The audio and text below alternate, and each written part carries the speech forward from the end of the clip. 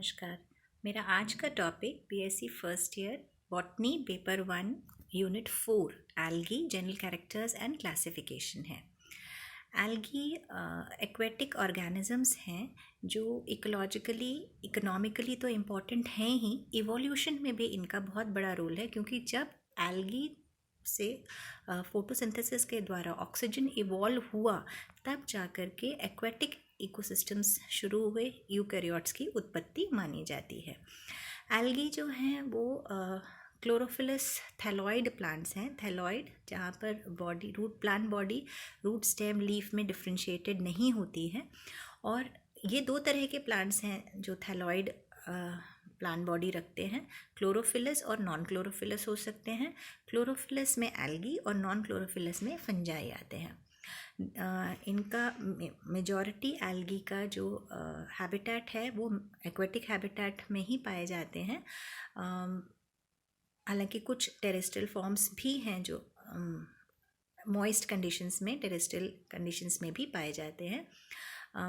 Photosynthesis करने के कारण ये ऑक्सीजन इवॉल्व करते हैं, और ग्लोबली होने वाले जितने भी हायर प्लांट्स के द्वारा भी जितना टोटल फोटोसिंथेसिस अर्थ पर होता है उसमें से 50% कंट्रीब्यूशन जो है वो एल्गी द्वारा होता है।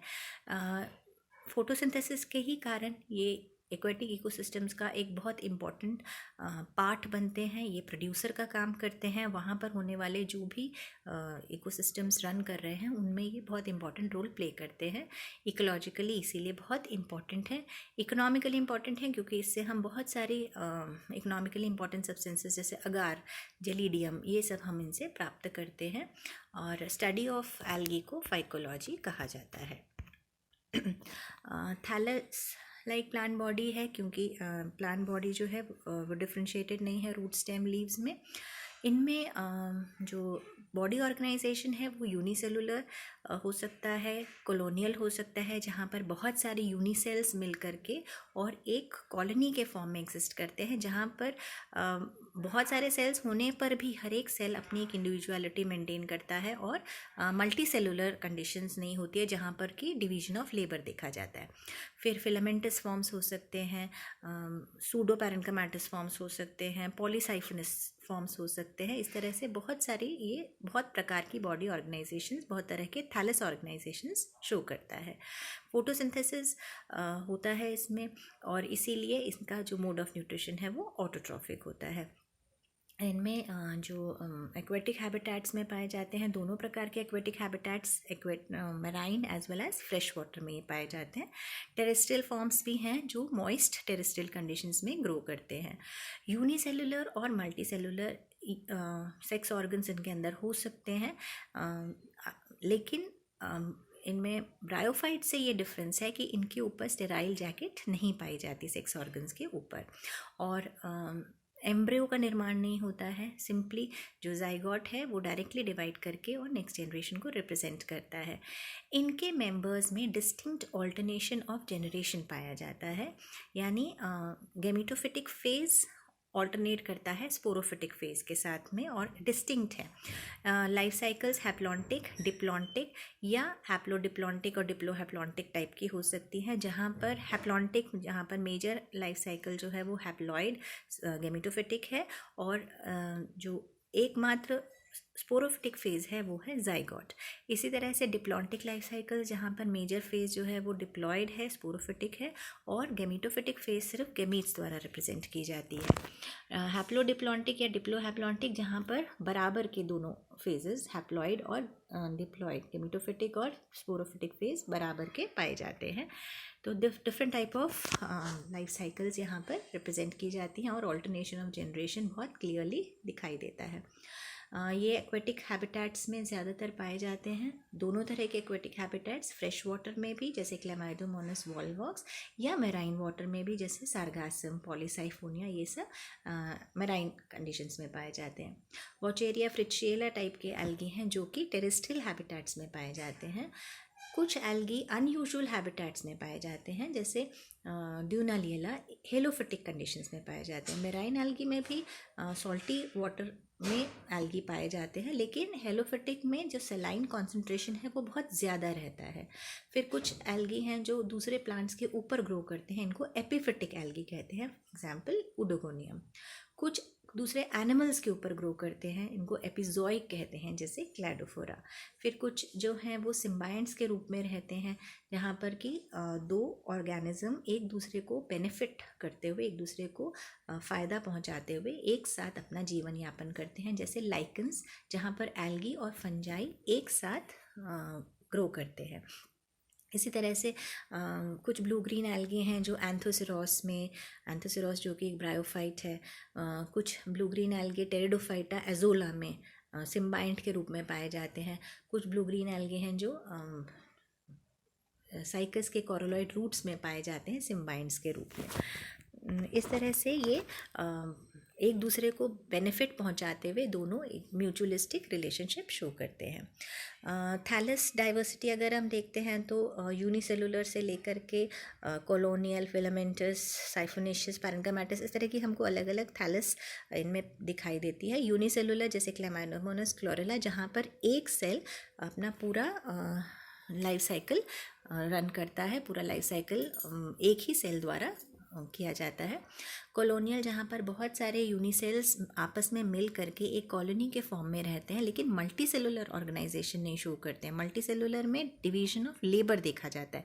यहाँ पर हर एक सेल अपनी इंडिविजुअलिटी मेंटेन करता हुआ अपना जो लाइफ साइकिल है वो रन करता है, बट एक साथ कॉलोनी में रहते हैं। इनको सिनोबियम भी कहते हैं, कॉलोनी को सिनोबियम भी कहा जाता है। फिलामेंटस जहाँ पर बहुत सारे यूनिसेल्स एक फिलामेंट के फॉर्म में एक लीनियर पैटर्न में अरेंज रहते हैं। यहाँ पर कई बार जो बेसल सेल है वो होल्ड फास्ट के रूप में मॉडिफाई हो जाता है और सबस्ट्रेटम से होल्ड करने में मदद करता है, और एपिकल सेल जो है वो शीर्ष पर होता है, एपेक्स पर होता है, और वो भी बाकी सेल से मॉडिफाइड होता है। बट बाकी के जो सेल्स हैं वो एक लीनियर पैटर्न में अरेंज रहते हैं और ब्रांच्ड हो सकते हैं या अनब्रांच्ड जैसे स्पायरोगैरा, उडोगोनियम, और ब्रांच्ड फिलामेंट्स भी हो सकते हैं जैसे क्लैडोफोरा और पिथोफोरा में।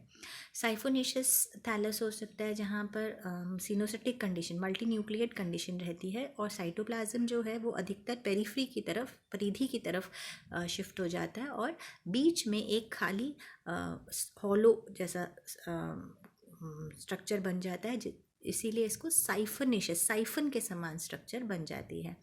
फिर पैरेन्काइमाटिस एक्चुअली सूडो पैरेन्काइमाटिस कंडीशन हो सकती है, जैसे सरगासम और लैमिनेरिया में है, जहाँ पर कि सेल्स आपस में एक प्रकार का टिश्यू ऑर्गेनाइजेशन जैसा शो करते हैं।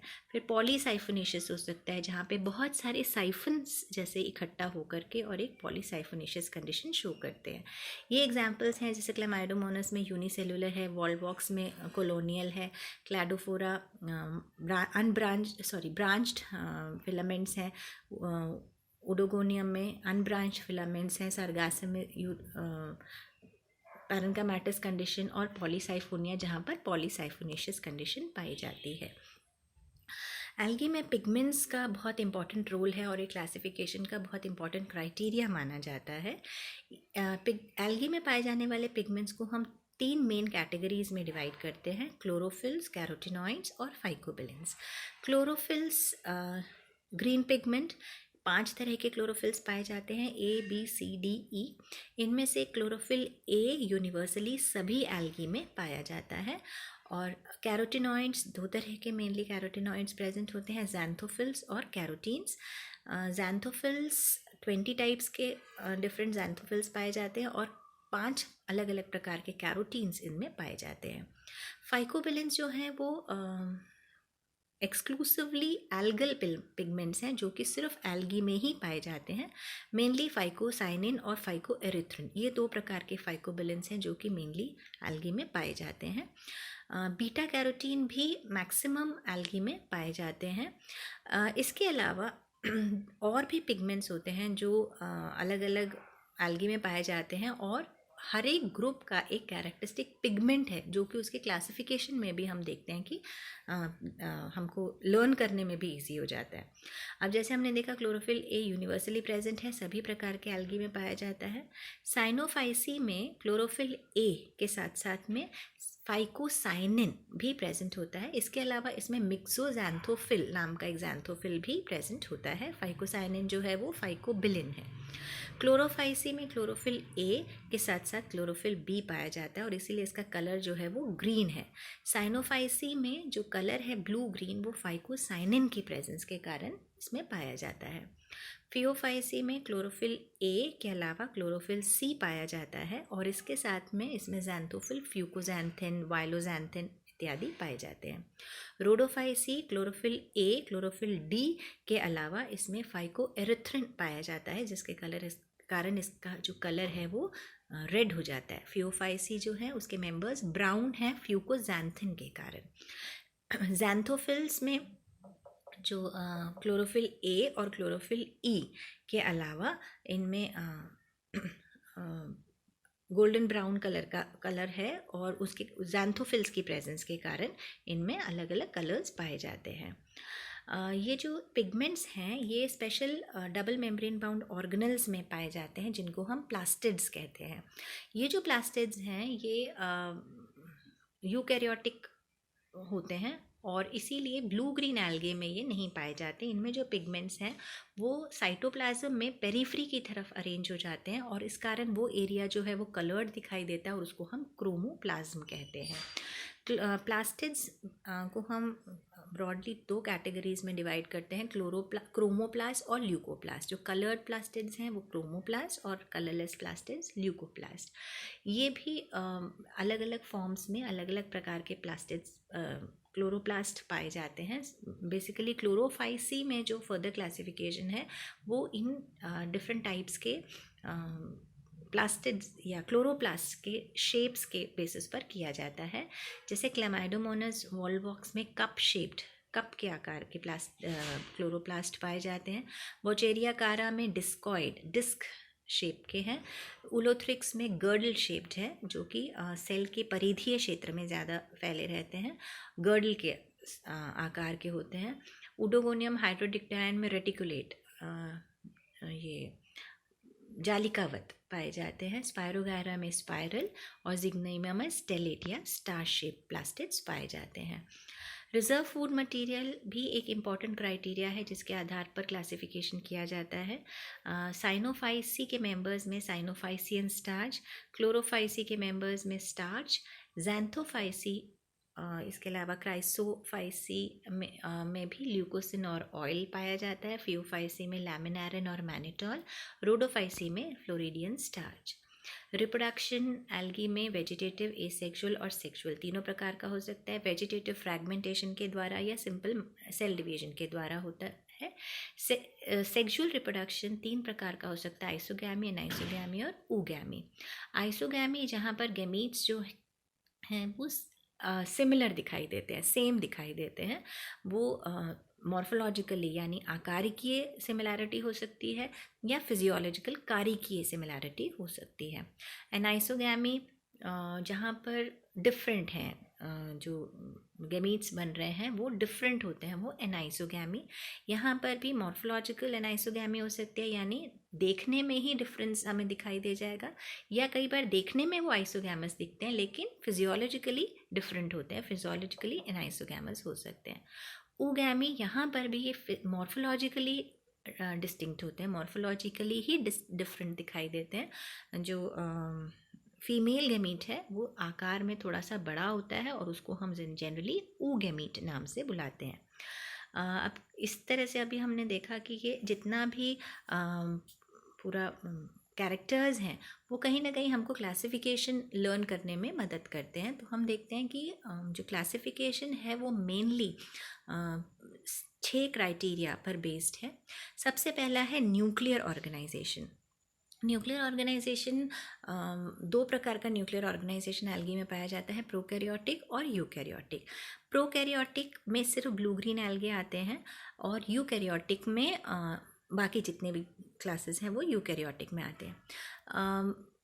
फ्रिट्ज के क्लासिफिकेशन के अकॉर्डिंग ब्लू ग्रीन एल्गे को प्रोकैरियोटिक एल्गी के रूप में एल्गी में ही इंक्लूड किया गया है, लेकिन विटेकर के क्लासिफिकेशन के अकॉर्डिंग क्योंकि जितने भी प्रोकैरियोटिक जीव हैं उनको मोनेरा में इंक्लूड किया गया है, इसलिए ब्लू ग्रीन एल्गे को साइनोबैक्टीरिया नाम से हम प्रोकैरियोट्स में इंक्लूड करते हैं और उनको एल्गी ग्रुप में से हमने निकाल के और मोनेरा ग्रुप में डाल दिया है। एल्गी प्लांट किंगडम में आता है। बट फ्रिट्ज के क्लासिफिकेशन के अकॉर्डिंग क्योंकि हम अभी भी उसको इंक्लूड करते हैं ब्लू ग्रीन एल्गी को एल्गी में ही, तो हम दो तरह के न्यूक्लियर ऑर्गेनाइजेशंस देखते हैं, प्रोकैरियोटिक और eukaryotic. Cell wall, nature of cell wall, अलग अलग प्रकार के सेल वॉल कॉम्पोजिशंस जो हैं वो भी इसमें मदद करते हैं हमको क्लासिफिकेशन लर्न करने में। बेसिकली जो सेल वॉल है वो सेलुलोज की ही बनी होती है, लेकिन हम देखते हैं कि कुछ मेंबर्स में पेक्टिक सब्सटेंसेस की अधिकता हो सकती है या सिलिसिक एसिड और कैल्सिफाइड हो सकती हैं। जैसे ज़ैंथोफाइसी के मेंबर्स में पेक्टिक सब्सटेंसेस जो हैं उनकी मात्रा अधिक पाई जाती है। क्राइसोफाइसी के मेंबर्स जो हैं वो नॉन सेलुलोसिक होते हैं और वहाँ पर सिलिसिक एसिड और कैल्सिफिकेशन जो है वो कैल्सिफिकेशन ज़्यादा पाया जाता है। फियोफाइसी में एल्जिनिक एसिड और फ्यूक्सिनिक एसिड की मात्रा अधिक पाई जाती है। रोडोफाइसी के मेंबर्स भी नॉन सेलुलोसिक पॉलीसेकेराइड्स हैं और इनमें जाइलेंस और गैलेक्टिन्स की मात्रा जो है वो ज़्यादा पाई जाती है। साइनोफाइसी के मेंबर्स क्योंकि प्रोकैरियोटिक हैं तो उनमें म्यूकोपेप्टाइड्स की मात्रा पाई जाती है, नॉन सेलुलोसिक सेल वॉल पाई जाती है। पिगमेंट्स और फोटोसिंथेटिक एपरेटस, ये भी एक इम्पॉर्टेंट क्राइटेरिया है क्लासिफिकेशन का। अलग अलग प्रकार के पिगमेंट जैसे क्लोरोफिल ए यूनिवर्सली प्रेजेंट है, क्लोरोफिल बी क्लोरोफाइसी के मेंबर्स में, क्लोरोफिल सी फियोफाइसी में, क्लोरोफिल डी रोडोफाइसी में, क्लोरोफिल ई ज़ैंथोफाइसी में। इसके अलावा अलग अलग प्रकार के ज़ैंथोफिल्स पाए जाते हैं जैसे फ्यूकोजैंथिन, वाइलोजैंथिन फियोफाइसी में, फाइकोसाइनिन, फाइकोएरिथ्रिन रोडोफाइसी में। एरिथ्रिन की मात्रा ज़्यादा, साइनिन की मात्रा कम। इसी तरह से फाइकोसाइनिन की मात्रा ज़्यादा साइनोफाइसी में। अलग अलग प्रकार के कैरोटीन्स, बीटा कैरोटीन जिसमें ज़्यादा मात्रा में पाया जाता है। फोटोसिंथेटिक एपरेटस भी अलग अलग प्रकार के हो सकते हैं जैसे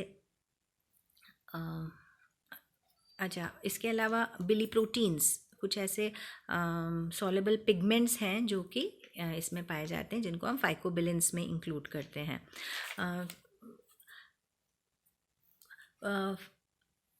इसके साथ साथ में क्लोरोप्लास्ट के साथ में पायरिनॉइड्स भी कुछ ग्रुप में पाए जाते हैं। पायरिनॉइड जो हैं उनको हम मानते हैं कि स्टार्च के सिंथेसिस और स्टोरेज का ऑर्गेनल है और ये मैक्सिमम ग्रीन एल्गी में या जहाँ पर भी स्टार्च है जैसे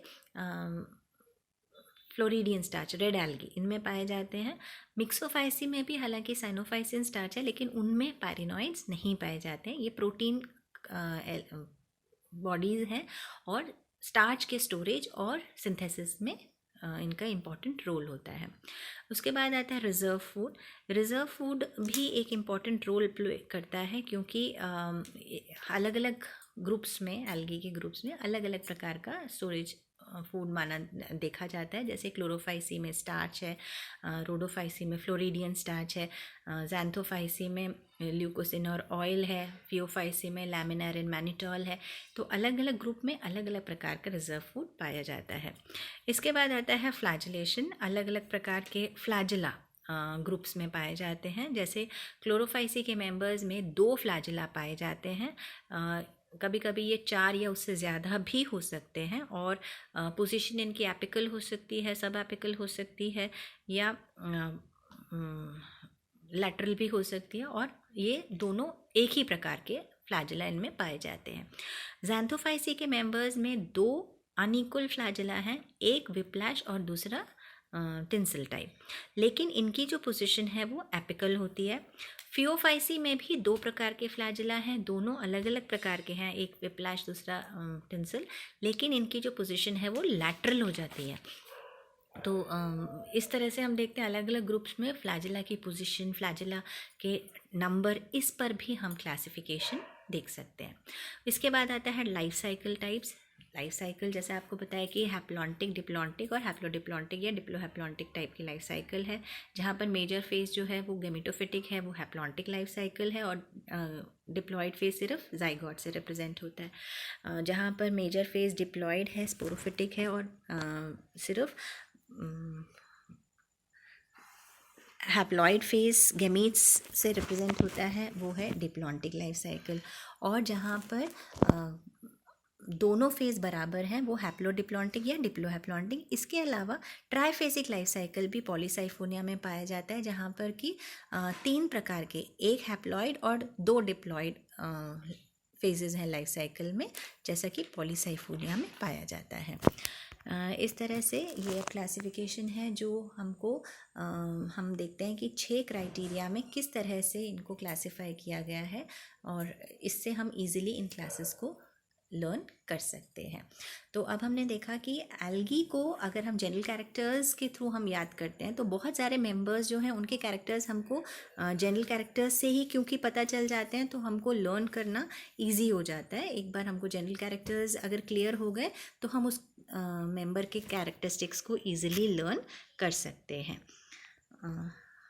तो ये था मेरा टॉपिक। Thank you.